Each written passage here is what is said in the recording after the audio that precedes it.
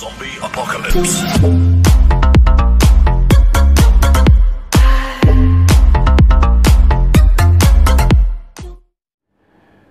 I pozdrav drugari, danas nećemo govoriti o ravnoj zemlji, danas ćemo govoriti o nečem za što ja smatram da je mnogo bitnije od ravne zemlje, a radi se o tome kako da sačuvate sami sebe.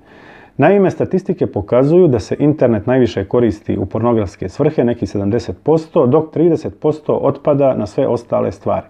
Možemo da pretpostavimo koja je namjera bila svjetskih vladara time što su nas darovali ovom vrstom tehnologije. Naravno, ova vrsta tehnologije može da se koristi i u pozitivne svrhe, međutim mi vidimo, obzirom na statistiku, da će ova vrsta tehnologije biti više uzrokom da ljudi odu na onom svijetu na pogrešno mjesto nego na ovo drugo koje je dobro. Imao sam prilike ovih dana svojim očima da gledam osobu koja je svojim grijesima navukla na sebe demone i mogu vam reći da su filmovi egzorcizma, filmovi o demonima i ostali horor filmovi mačji kašalj u odnosu na ovo što sam ja svojim očima vidio. Možete da pretpostavite koja vrsta grijeha je u pitanju.